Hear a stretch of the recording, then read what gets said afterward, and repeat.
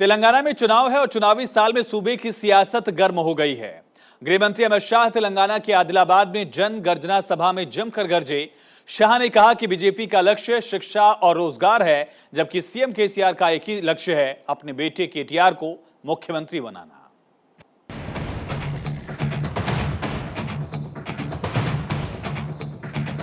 तेलंगाना में शाह की चुनावी हुंकार, बीआरएस कांग्रेस पर डबल अटैक।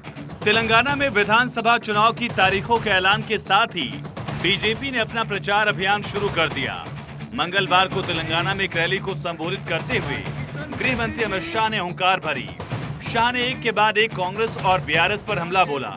अमित शाह ने जहां तेलंगाना की जनता के विकास और बीजेपी के एजेंडे में शिक्षा और रोजगार का संकल्प दोहराया, तो दूसरी तरफ केसीआर के बेटे को सीएम बनाने के हसीन सपने की धज्जियां उड़ाकर रख दी। भारतीय जनता पार्टी सिद्धांतों के आधार पर चलने लगी। मैं आज इस खुले मन से निसंकोच कह सकता हूं, चंद्रशेखर राव कल अपनी पार्टी के सिद्धांतों की घोषणा करे अगर कोई है। किस पॉलिसी पर ये पार्टियां चलती हैं? कोई पॉलिसी नहीं है।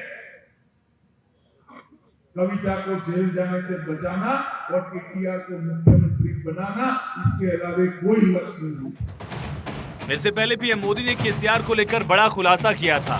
पीएम मोदी 3 अक्टूबर को निजामाबाद पहुंचे थे।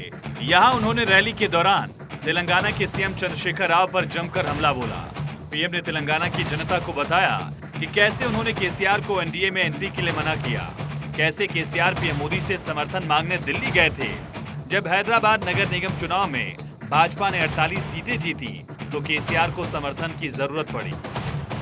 मैंने केसीआर को कहा, आपके कारनामे ऐसे हैं, मोदी आपके साथ जुड़ नहीं सकता है।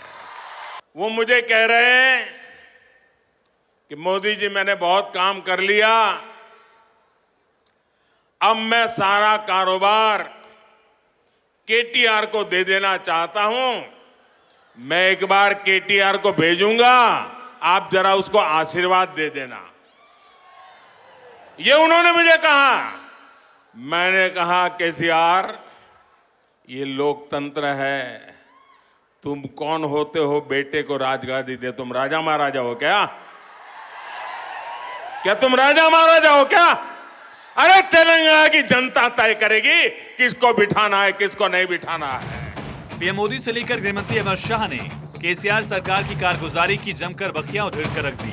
विपक्ष खासकर कांग्रेस समेत दूसरी परिवारवादी पार्टियां महज अपनी ही परिवार का भला करने में जुटी हैं। उस पर मोदी के विकास का मास्टर स्ट्रोक भारी पड़ने वाला है। विधानसभा चुनाव में बीजेपी की रणनीति पीएम मोदी के करिश्मे का फायदा उठाने की है, लेकिन विपक्ष को इसकी काट समझ नहीं आ रही।